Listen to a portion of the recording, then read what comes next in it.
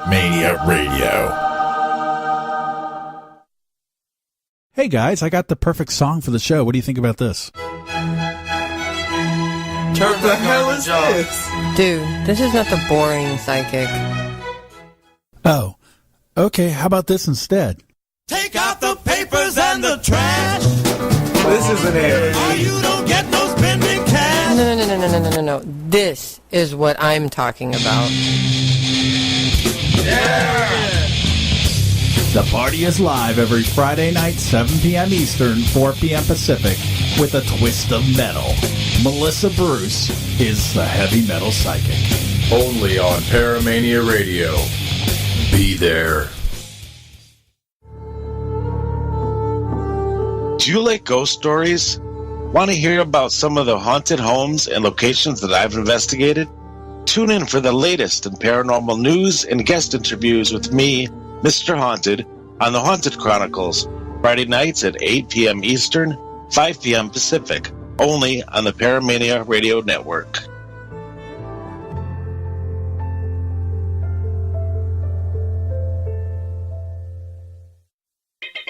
The views expressed and the opinions given by the individual hosts and their guests do not necessarily reflect those of Paramania, its affiliates, or its sponsors. You are listening to Paramania Radio.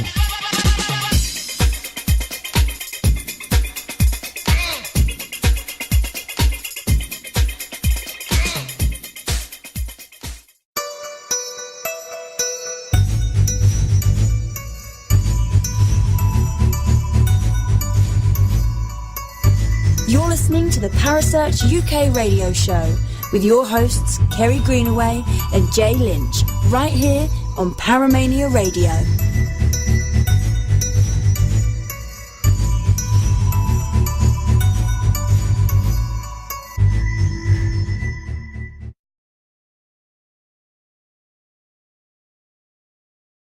By Dr. Dave and Teresa, and of course, let's not forget the one and only Miss Kerry Greenaway from across the pond. How are you tonight, love? Oh, I'm doing really well, thank you. And you? Meaner than hell. No, I'm kidding. I'm doing good. I'm not in any of the hurricanes' path, so I'm good. Well, let's hope you don't get in the hurricane's path. And we wish anybody who is in the path be safe, be well. Absolutely. We want everybody hunker down, bunker down. If you can't get out, make sure you stay safe. If you can get out of the way.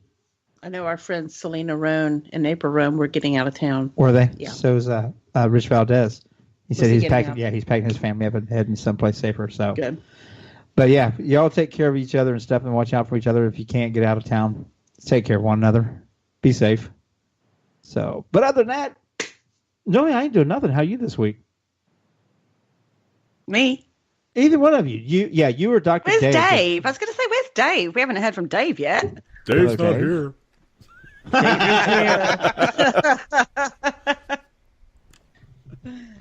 Well, that's how about funny. you? That's a good movie. I'm just frickin' peachy. Good. Frickin' peachy. Freaking peachy.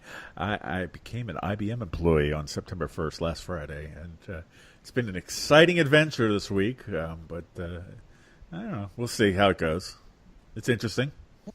Well, good luck to you. Thank you. Thank you very much. Thank you. Listen, get that double sound going. Thank you. Thank you. Thank you. Sorry, yeah, he's got the voice for it. I don't. I'm out. I'm out. Need a peanut butter banana sandwich. Yeah. That wasn't too bad.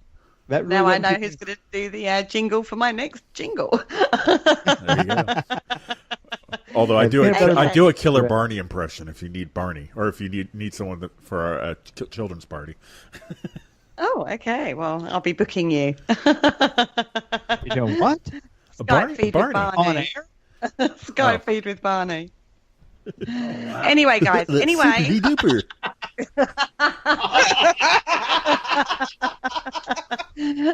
That's my it. goodness. We got the entire interview with that voice. Okay. I don't know if I can handle it. I couldn't handle it. Except the joke I usually do is it's usually pedophile Barney. So.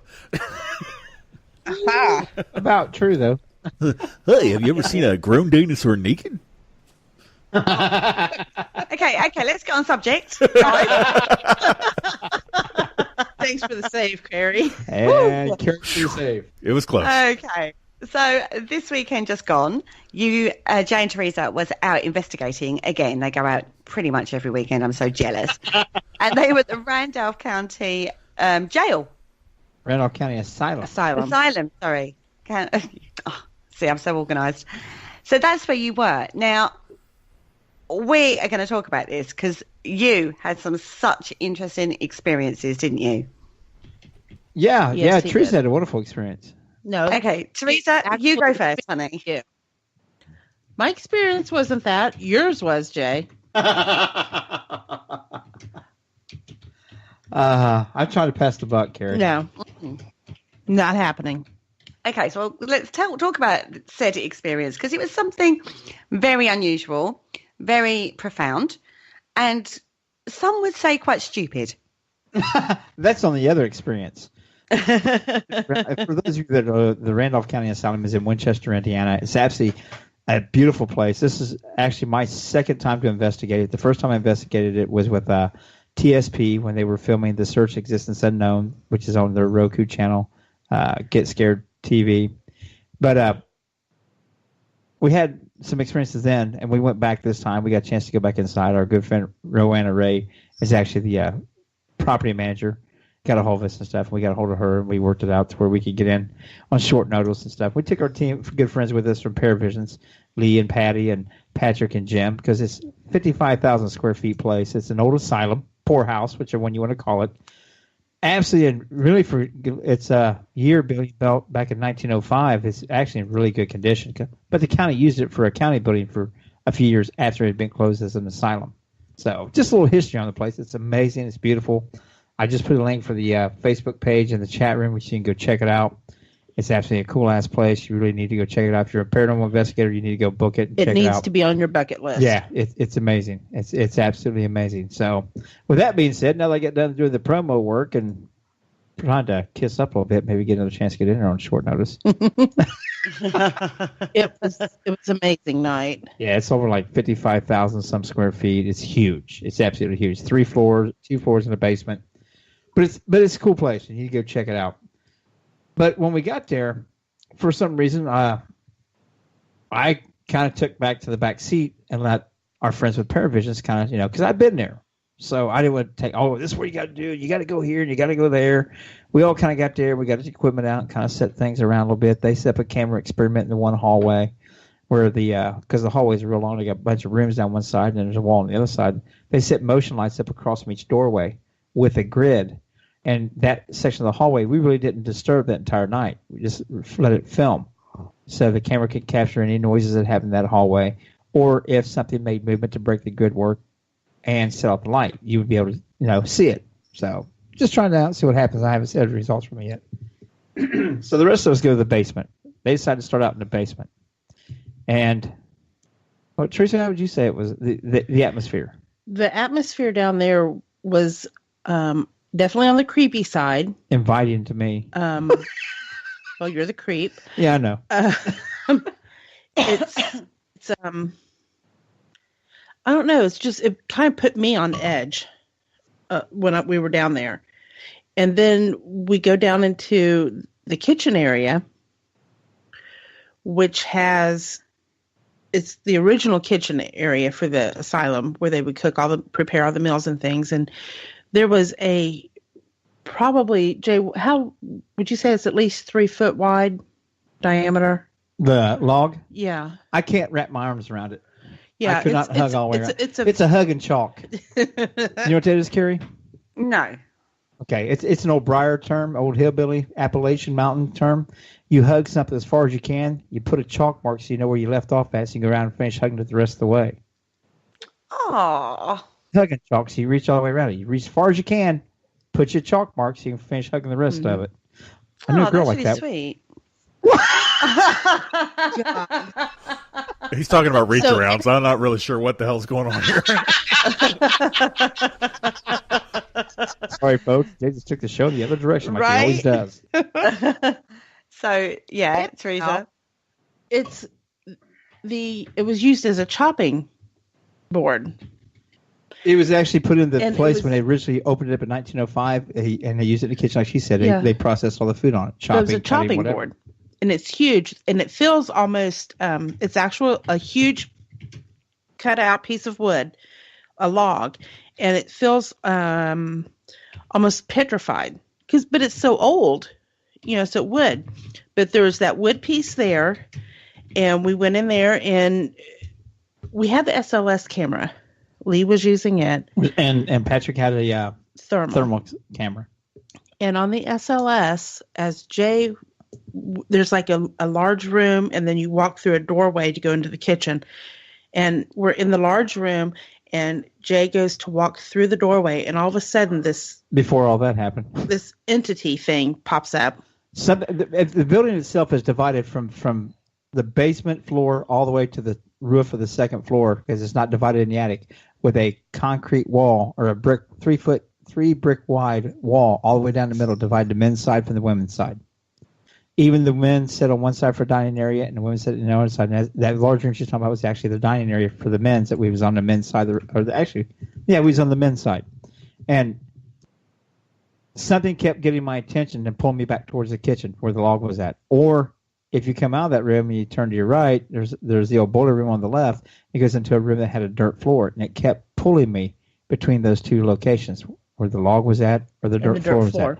And I'd go to leave, and something would happen to draw my attention back every single time. Well, it was weird because everybody else could leave it as fine, but if I left, it drew me back. It drew me back.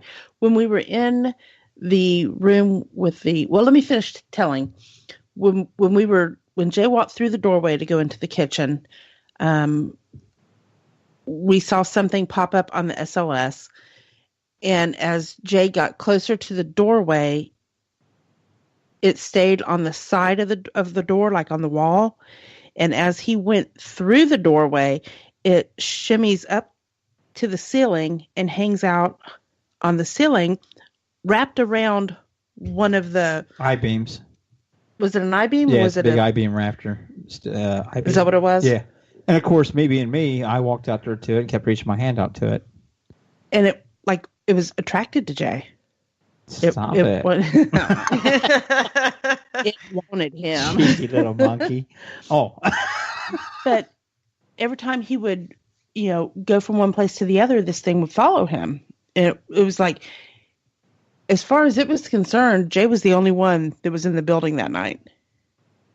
So Jay got all the attention. Stop! You're just the rest jealous. of us. The rest of us were attention starved. Okay.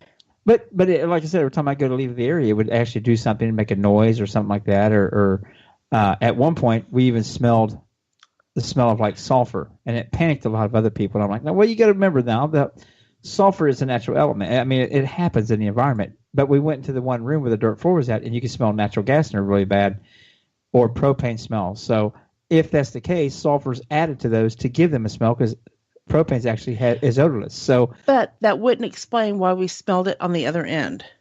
Other end of the what? When we first smelled that sulfur smell, it was at the other end of the building. Mm-hmm. Oh yeah, it could, because air currents through there. It could be pulled through the building. You gotta just prove that there's no air currents possibly could pull it down that way. I licked my finger and stuck it up in the air. Carrie, do something with her, would you? She's your guest. Can I just ask a question at this point? So on the SLR camera, was it just like a stick figure? Yeah. How was it looking on it? It looks like it's just a stick figure that it really doesn't per se have a head. Like if you were to draw a stick figure, it doesn't necessarily have a head. It just has like the neck part, and then it has arms and a torso and legs. Okay, so it does sort of look like a humanoid figure-ish thing. Yes. Okay. Sorry, carry on. And I've noticed, and Richard said in the chat room, every time he listens to an American Paranormal show on the radio, it's always a haunted asylum. You must have hundreds of them over there. But you got to remember that asylums back in the 1905 and stuff like that, they called them asylums, but they were actually also for poorhouses and stuff like that. They were not just for mentally challenged people. They weren't. They were so much more than that. They called even a poorhouse. They called it an asylum and stuff, calling it a poorhouse. So the word is so broad interpreted over here, and it has been used in so many different ways that it really doesn't describe what those older buildings were used for. That's now, true. you get to about the 60s and 70s, then they would say it was a mental institution or a mental asylum or this kind of asylum. Before they just say asylum, I mean, you could be there just because you were poor. You had nowhere else to go. You were Back broke. when you were poor, that was a crime. Yeah, they would You know, stick you in one of these places. There were people that lived their whole entire lives in these asylums, from the time they were very small children until they died. And some of them were really up there in age when they passed. And I just think that, personally, I think that's horrible. Yeah. We had similar in the UK, but they were called poorhouses. So, some of them were called poorhouses here. And some of them were called asylums. Yeah. So it all depends on what county. They thought that poorhouses was actually, for back then, a poorhouse was degrading. Right. So they called them asylums. Because that's not degrading at all. But some of them did house people that needed to be put away. And some of them were absolutely just horrendous what they put them away for. They could actually, a woman could be put, if she was extremely belligerent and hard to deal with and control when she's on her cycle, she could be actually put away with that. Mm-hmm. They could actually have her locked up in an asylum for that. Chronic masturbation, any kind of masturbation. There's a list of all kinds of crazy things that you could be locked up or that they'd throw your ass in an asylum for and just lock you away because you were now a deviant or a public nuisance. Yep. Yeah, I've just been corrected. It's actually a workhouse. They were called in the UK. Sorry. Workhouse? Okay. Workhouse, yeah. Sorry, Richard. I always get my words muddled up. He always corrects me. That's how you a team player to have your back. That's right. So, No, I completely agree. No. It's fine. Okay. Rose said in here, Rose in the chat room, and she said handicapped people were often housed in asylums because the families couldn't take care for them. Yeah, there was one lady that we were told about that went there when she was in her early teens. And this is what the county told us when I went with TSP, so I can't verify what they patched up or anything, but I trust what they found on their evidence and what they did, their historical research, that a lady got brought in in her teens because she got kicked in the head by a horse and caused brain damage. And she lived there until she was in her 70s, never left. That was her home. The only home she knew. Because but it was her family could not take care of her. But it was a complete or working did not farm. want to, however. At the time, it was a complete working farm. It was supposedly self-sufficient. They raised their own livestock, they raised their own crops. They took everything of themselves. Right, so let's take you back to the incident. So you're in this room with this wooden hugging block thing, and you've got this figure that's moved up onto the ceiling. I'm so good tonight with my terminology. Hugging chalk. Hugging chalk. Hugging chalk thing. So every time, and we spent quite a bit of time down there, actually. Every time we went there, you could tell that it truly wanted Jay's attention. And we were seeing things on the SLS, and we were getting a lot of really good stuff. So then, like Jay said, we went down to the other end into the dirt floor room. And once again, something kept trying to get my attention and stuff. And they kept getting things around me with the SLS. The FLIR started getting thermal images around me and stuff, some kind of variations and things. So, I just kept being myself and talking with it. And my assertion to it was that everybody's like, well, it's this, it's that. I said, my opinion. And strictly my opinion, and I'm no expert. I'm still learning about a lot of things myself, but I didn't take it too much to be an actual spirit. I take it more to be along the lines of an elemental, because everywhere it kept drawing me to was of something of nature. If I got away from those natural elements and stuff, it dissipated and went away. Yeah, it did. Most certainly I know a lot of people don't believe in the elementals and all that stuff. That's cool. I respect that. But to me, if it was a spirit, you're telling me that it was attached to the dirt floor area, or it was attached to the log, which if it was a log, it would have been somebody in the kitchen who would have been a cook or something. Yeah. But it didn't seem like that to me. The way it was responding to the questions, the way it was responding to the way where we were moving, it didn't seem like that to me. So, like I said, I'm no expert or anything like that, but that's my opinion on it. I thought it was more along the lines of an elemental. It's not malevolent. It's not vicious. It was more of just a little asshole prankster having some fun. And it knew my attitude. Well, from the walkthrough, it knew my personality because, of course, in the walkthrough, I was making jokes like I always do. And when I started goofing around and stuff, it would be more interactive. And when I started acting more serious, it would kind of back away. So even if it was a spirit, it was still somebody that enjoyed that levity and not the whole, are you a boy? Are you a girl? Can you knock 3 times on the ceiling if you want me? I mean. Yeah. So did you get any other activity other than the SLR?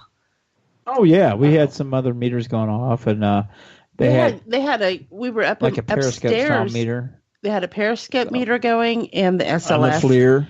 And the FLIR. And at one point, there was what we assumed was a woman in the room sitting, and you could see her like swinging her leg, like how it was like she crossed her leg and was like bouncing her leg, and then she kept reaching for one of the men that was there for Jim, and we're like, Jim, she wants you to stand up with her, and she was like moving her feet like she wanted to dance.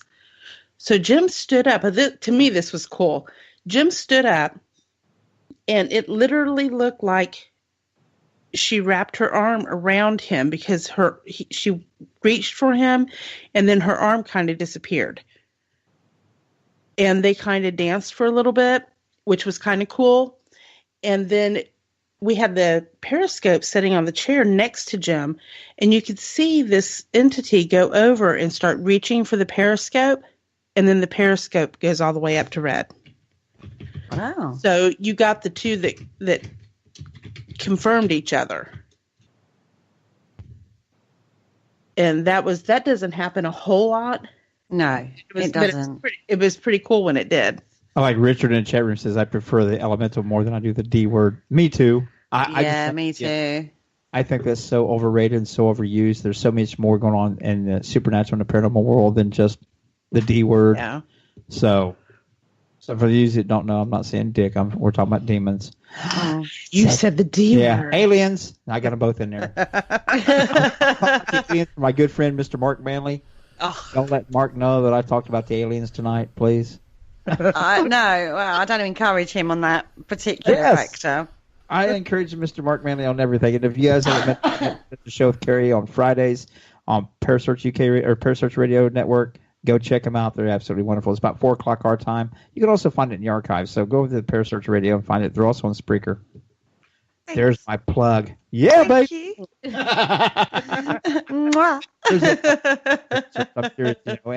And I'm not just saying it because Kerry's my co-host tonight. It's because we also broadcast on Parasearch also. So, I'm kind of dual committed here to Paramania and Parasearch. So go check them both out, everybody. Seriously. As am I. Dual committed. I like that. I am. I'm committed to you guys. Committed to both networks. I really am. Yeah, same here. Committable. No, I need to be committed also. We all know that. So, but that experience in the basement to me was more, and I'm going to stick by that. I know there's going to be people who's going to like, he's full of bullshit. He don't know what he's talking about, and that's fine. That's fine. You believe they weren't there. You believe what you want to. You can believe whatever. You can believe it's a demon. You can believe it's an alien. You can believe it's whatever. I know what my experience was. I know how I felt. I know what I took from it. And some other people in the group may think it's something else, and I respect their opinion. They're entitled to that because neither one of us can prove what we felt and experienced. Each individual's experience is different and it's catered to that person. But the difference with me is, and what it should be with everybody, is respect that opinion. You don't have to agree with it, but you can respect it. They're entitled to their opinion. They're entitled to their experience. That's right. Don't take that away from anybody. You can badmouth me if you want to and anything else. You still can't take away what I felt, what I saw, what I heard, and what I experienced. That's mine. Unless I give it up. And I'm not giving it away. I'll just tell you about it. And you can judge what you want to and be gone with it. You wouldn't want somebody else to belittle your personal experience. So why would you belittle and downgrade somebody else when they're trying to tell theirs? I agree. Absolutely. So, but anyway, that was the basement experiments or experience. And that sounds incredibly interesting in itself. It was. And then it goes on. Oh, it absolutely goes on. It goes on the way we went to the second floor. Actually, we went on up to the attic. The attic in that place is absolutely huge. You could have a ballroom dance in that attic. It's amazing. It is. It's huge. High ceilings, wood floor. I mean, you can move anywhere in it. It Is gorgeous. Yeah. For an attic, it is beautiful. If it had been finished out, it could have been another whole room. It could have been a ballroom up there easily, quite easily. It's huge. It's amazing. The total building, I think, they says like around 55,000 square foot, and the attic's actually the majority of it is open into one giant room. So it's huge. It's cool. And we didn't get really that much activity up there at that time. But so we come back down. We went downstairs to the second floor, and we were on the women's side. And we were doing a session and stuff, and we were in the one room, and Teresa kind of described what happened there with Jim dancing with the spirit and everything like that. Mm-hmm. I get my attention drawn for some reason down the women's hall. And there's a section down there that was darker than the rest of it. Now, when Jay wanders off... which Jay always wanders off. I kind of... It piques my interest. And I kind of also feel like I need to go help, maybe. Or just not so much help. Here's what I imagine Teresa's going, shit, where did Jay go off to now?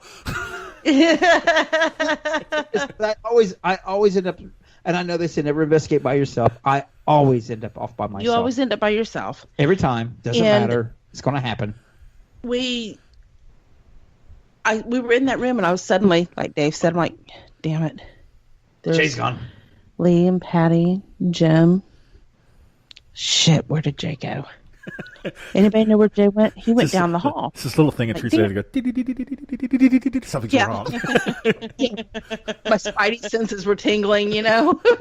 As long as it wasn't Jay senses, if it's Jay senses, you're deep shit. So when they said he went down the hall with Patrick, now Patrick has the FLIR, the thermal imager, and they're walking down the hall. They're about halfway down by the time I come out from where I'm at. And all I can see in the hall is the light from the FLIR. So I know where Patrick is. And that's really all I can see. Jay was ahead of him. Of course.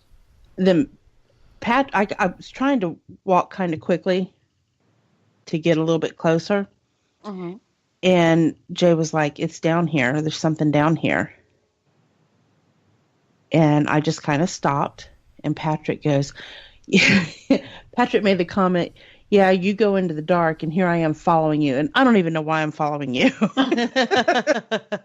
Which is quite funny at the time. I get that a lot. Yeah. But I saw something on the floor in a doorway of a room, and it was like a crawler, as everybody knows. Do you have creepers over there? I'm sure you do. Looked like something low on the ground crawling, kind of like that one movie where that girl's crawling on the floor, that one horror movie, kind of like that. Mm-hmm. It was crawling around. He actually got a little bit of a cold spike, kind of dropped right in that spot where I saw it at the same time. And we went on through that dark area onto the other side of it. Well, Teresa started coming up the hallway and stuff, and then Patty and Lee and Jim were cleared out to the other end of the hallway, right by the rec room. And we were like 3/4 up the way towards the other end. And me and Patrick, he went ahead and followed me all the way through it. And we started coming back. And Teresa got the other edge of the darkness. I kind of stopped on the edge of that we were on. So there's maybe 8 or 10 feet between us. There was more than that between me and you.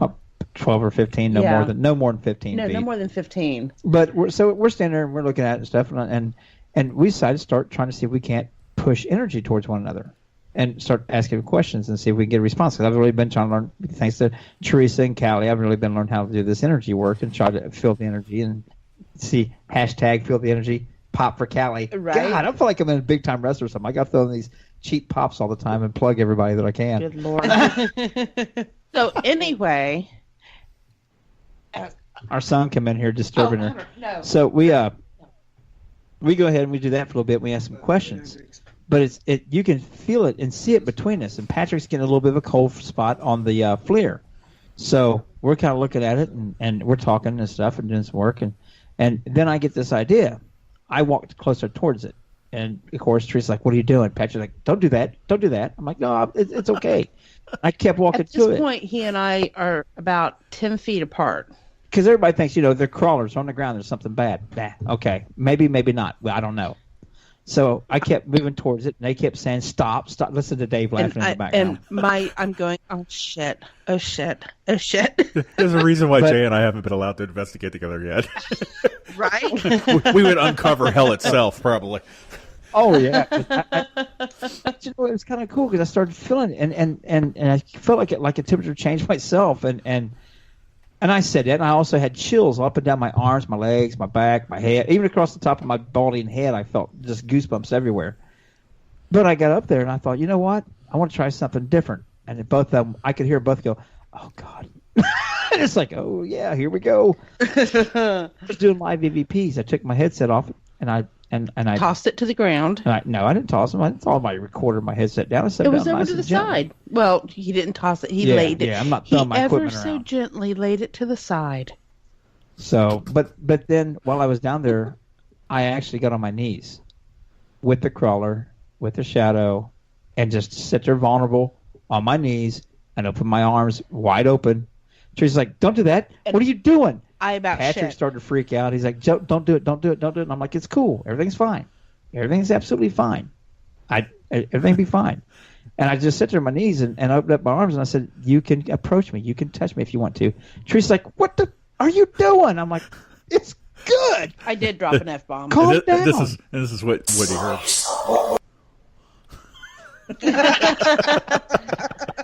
So, Jay, most people would balk away from that kind of interaction. Everybody I've ever seen walks away from that kind of interaction. I'm not everybody else. No, we know that. However, that it did not feel threatening. I didn't at all. Point, not one time did I ever feel threatened. Creepy, yes. Threatening, no. Not one time in any situation or any environment that we have been in yet have I ever felt threatened. Not once to this point in time. Okay, I'm not going to say that it may not ever happen, but to this point in time, it's never happened so far. So I actually just stood there over my arms, and I was sitting there, and all of a sudden it felt like something was touching my chest. I felt like a hand or something like that touched my chest for whatever reason. Maybe it's my imagination, maybe it wasn't. But I also felt like something kind of leaned into me, and I felt empathy. And Teresa and Patrick said they could hear it in my voice. My voice got kind of your voice was quivery, like you were getting ready to. You were very emotional, almost like you were on the verge of tears. But I felt tears, but I didn't feel sadness. I felt happy tears. I felt like it was a good thing, not a bad thing. So, telling you, even pure evil needs a hug every once in a while. Yeah, right. Absolutely. Everybody needs some love, and every now and again, just don't give me a reach around. No, I'm just kidding. Right. See, and that wasn't me this time. Something I took it to the gutter. But I sat there for what? Maybe a minute and a half, 2 minutes. It wasn't a really long time.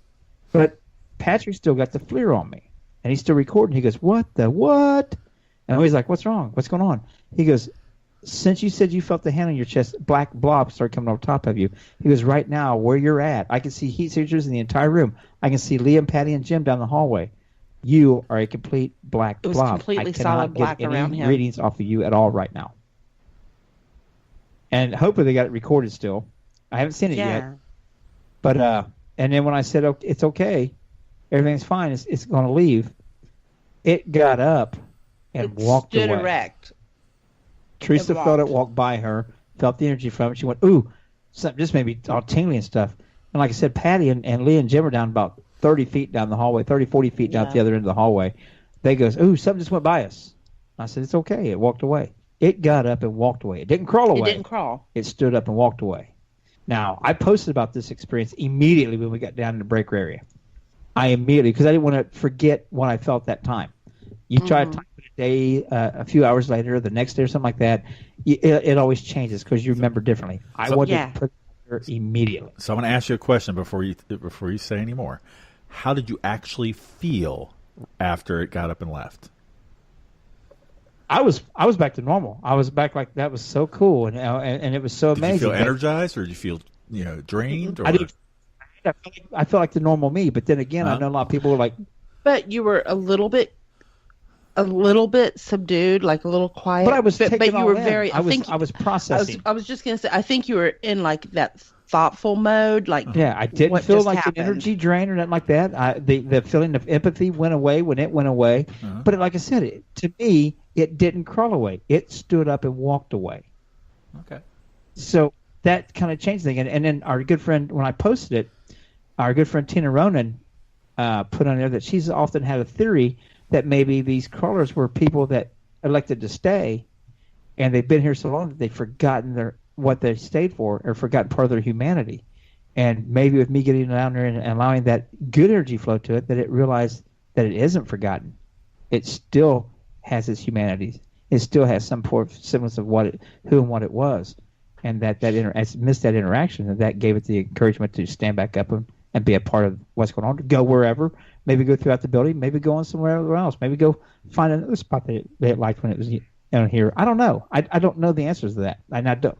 I'm not actually looking for answers. I just know what I experienced this time, both times, in the basement, with what I say was an elemental, and now with this crawler that when it went away was no longer crawling.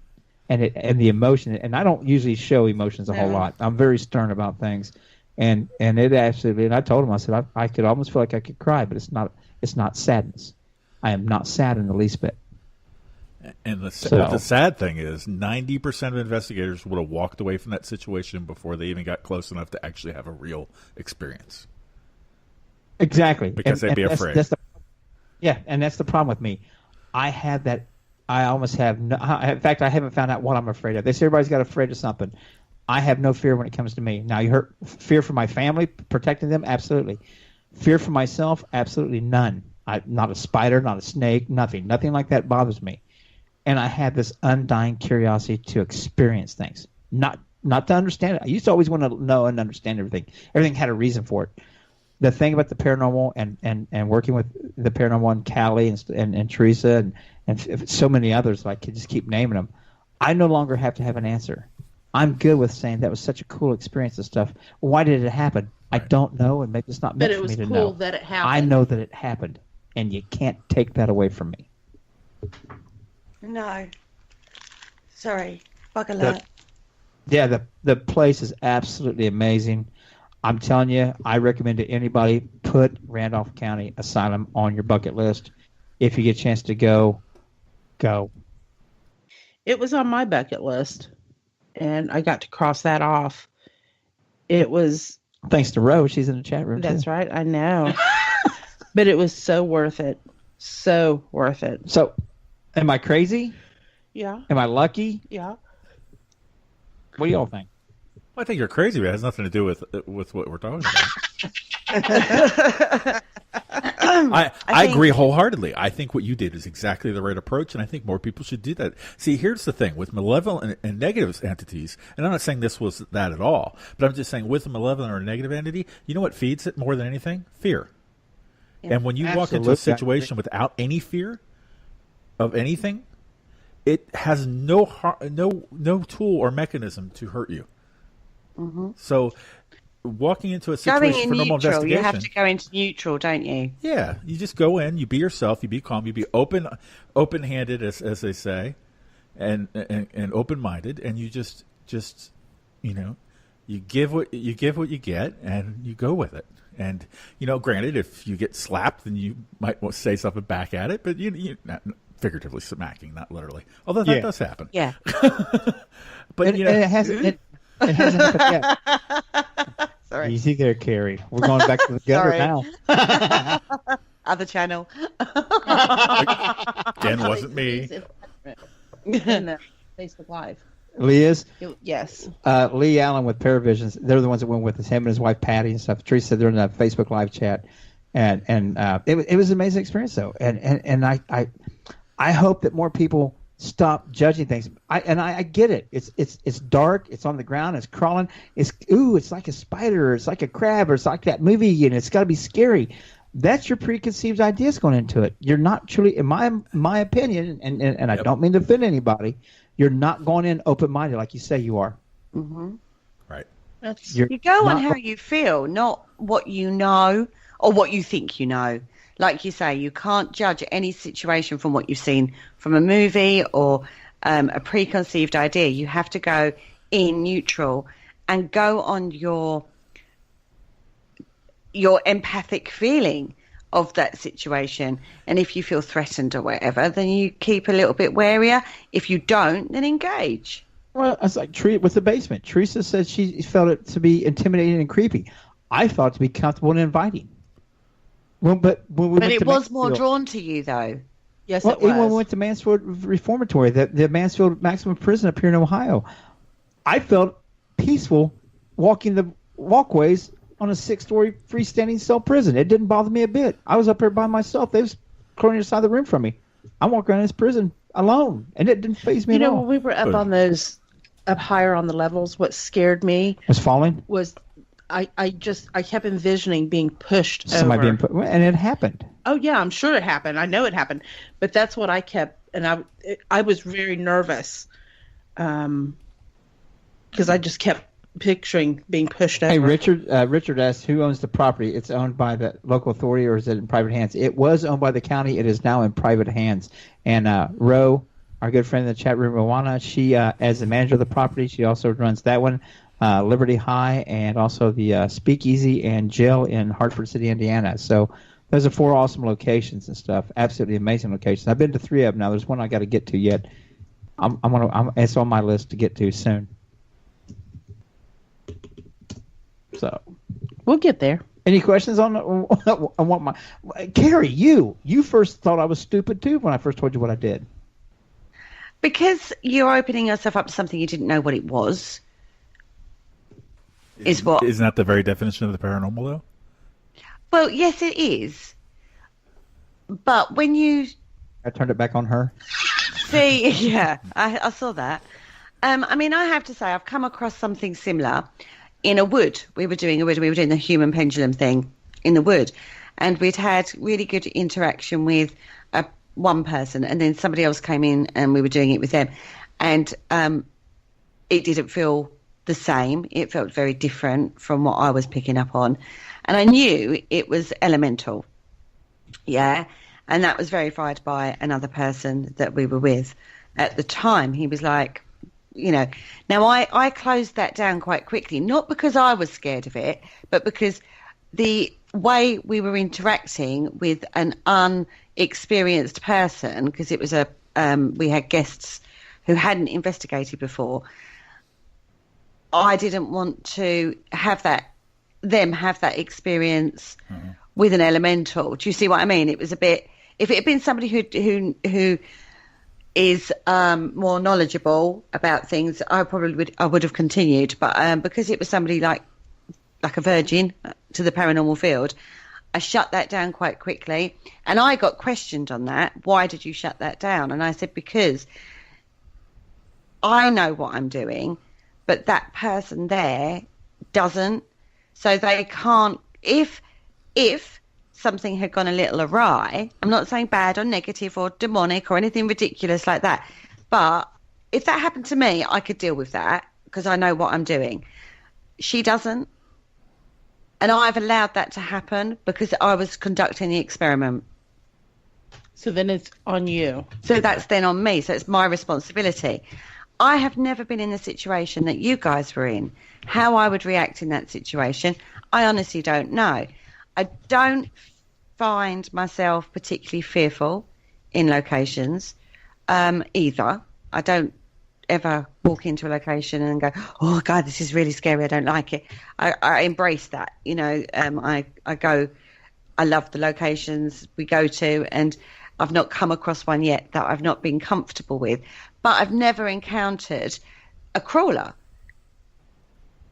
In the UK, so far, I've not encountered one. But I've heard this twice now. I know another lady called Kitty Janus. I spoke to her a little while ago, and she encountered a crawler. She didn't like it at all. But I'm wondering if it's more to do with the energy that you go into, whether or not that, I think that is a huge factor, whether you resonate with them on that level as to whether or not that is why you felt so comfortable. Possibly. I just throwing ideas out. Yeah. But see, I kind of agree with that. I think even if you're investigating, it's not a crawler, even if it's just normal investigation, if you're putting out negative vibes and negative energy, you always seem like you get negative results. You get more malevolent things because they're feeding, like Dave said earlier, they're feeding off your energy. And if you're putting out that you're scared and all this other stuff, then they're going to respond to it also. But I would. You can bet your ass when I cross over stuff and there's a chance for me to be a ghost. If you come in that building and act like you're all scared and stuff like that, I'm going to do everything I can to scare the shit out of you. Now, everything I can. About 4 years ago, I went with another group. You weren't with me, Jay. And I went to... For shame! I know. We went to Prospect Place. And everybody... We took food. We took sleeping bags. We planned on spending the night. And we left, the whole group left about 1:30, 2 o'clock in the morning. I have never felt so unwelcome in a location in my life. That would encourage me more to stay. And I couldn't. I will go back. You want me to leave? Will go back. Make me. But there was no way that I could not stay there.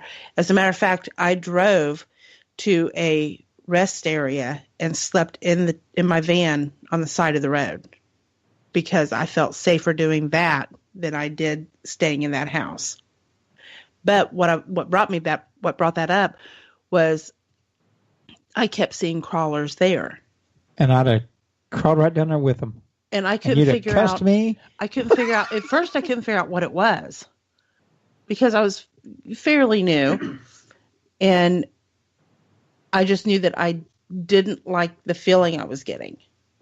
And then that feeling kept getting more and more intense. Oh, that funny feeling. And it wasn't gas. And here is the curse of the empath, the psychic, the sensitive, is those feelings don't necessarily translate to what you think they do all the time, and they can inhibit you from investigating because your own natural inclination to protect yourself and others around you. Well, and I'm faulting you for that. In fact, like what Kerry did with inexperienced people, that's what you need to do. You just got to do the right thing for the people you have with you, and for yourself. But at the same time, I have been in many situations where the feelings that I'm experiencing are one thing, and I just push them aside. And because they haven't hit that threshold, which is really high for me. But what was weird, Dave, is that I wasn't. I didn't physically see it.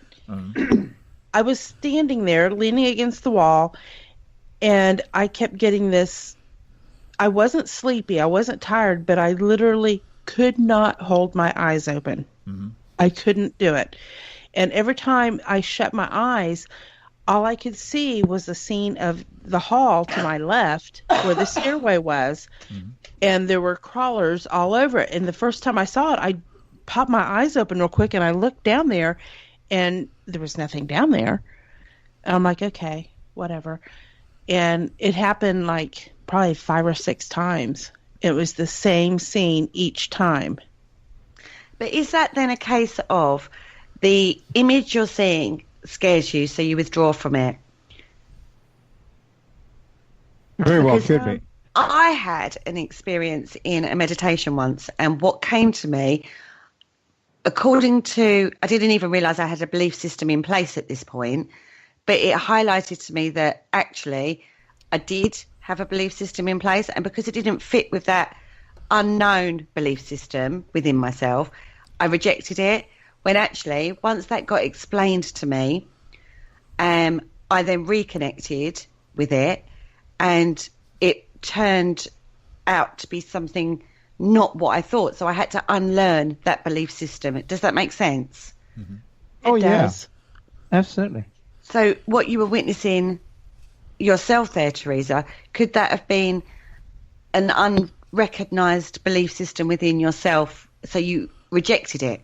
Or so that made you uncomfortable. We got the or. Or maybe it's just something it wanted to be left alone, and it was projecting something into your mind because it knew it could, that it could project, it would know would affect you and scare you off.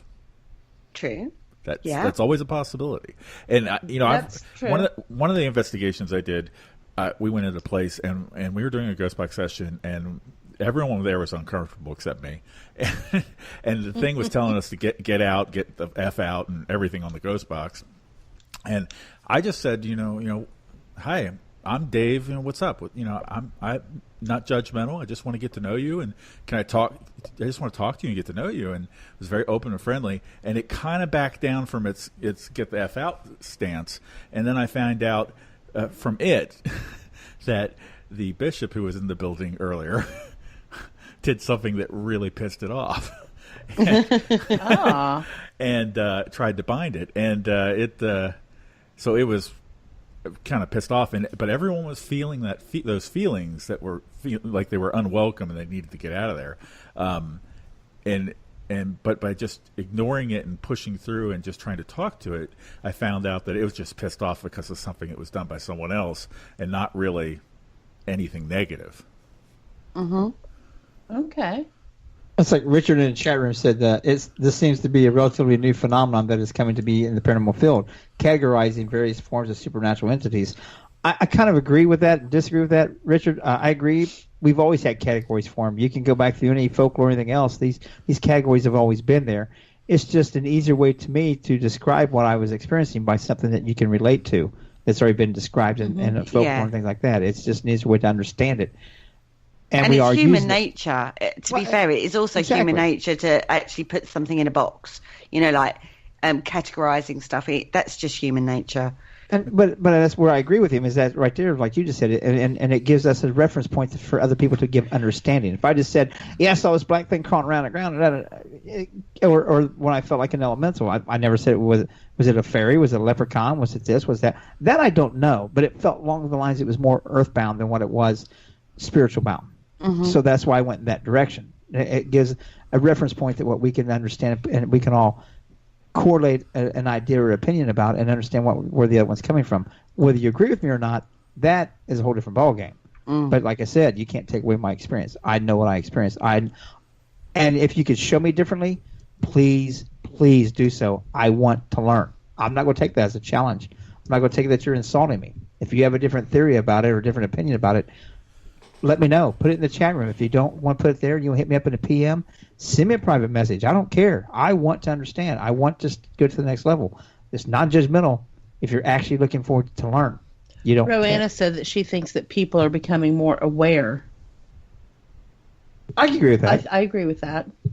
We're coming close on time, too, for long. I agree with that. Yeah, I do, too. I think it's people are becoming more aware that it's not just human spirit that we're interacting with. There are a lot more other energies out there that you can work with and that are around us.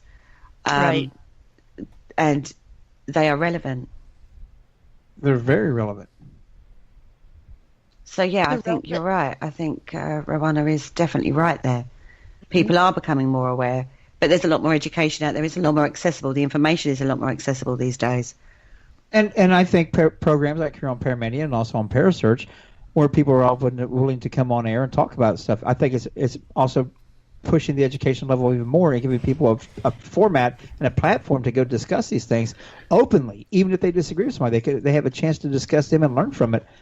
So I think these platforms like this are absolutely phenomenal what they're doing that way. It's also not such a taboo thing to talk about as it used to be.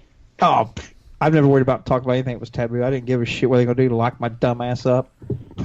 In an asylum. Yeah, put me in the playhouse. Yeah, and I think it's becoming more accessible to talk about various theories as well. I mean, Rowanna has just put interdimensional is another term people are using more lately. They're theories. They're just various theories are being put forward now. And people are starting to think about things. They might not be able to prove it, but they're discussing theories and then researching them a little bit as well now, which people never really seem to do. So that's always a positive thing. Yeah, because they're no longer saying, well, here's a K2 meter. When that flashes, it's a ghost. You can't prove that. They're actually looking into it. I agree 100%. People are actually starting to think more and starting to delve deeper And that's why I keep saying, once we start doing these open communications like we are now and putting these theories out there, and these platforms like Paramania and Parasearch, that gives us a chance to people to educate themselves, to look at different prospects or different ideas, and to push to the next level. And that's a positive thing, very positive. Well, it's the same as when we were talking with Kitsy last week. You know, we were just throwing theories out left, right, and centre at one point.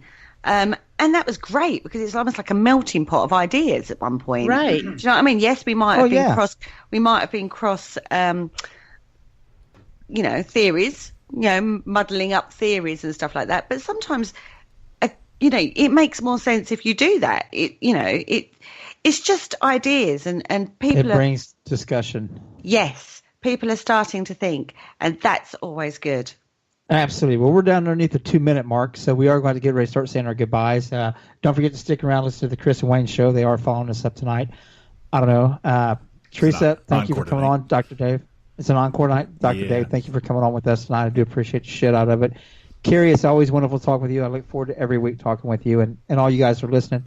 In the chat room, I put links to both the Randolph County Asylum and to the Liberty High. I did not put the links in for the Speakeasy or the jail, but if you find those two, you could definitely find the links to those. Go check them out. Thank y'all for listening. I'll turn it off to the other people to say good night. Good night, everyone. Thank you for listening. Don't forget to join us for more shows throughout the week. Find us on Facebook, Twitter, and the World Wide Web to keep up to date with all the shows right here on Parasearch Radio.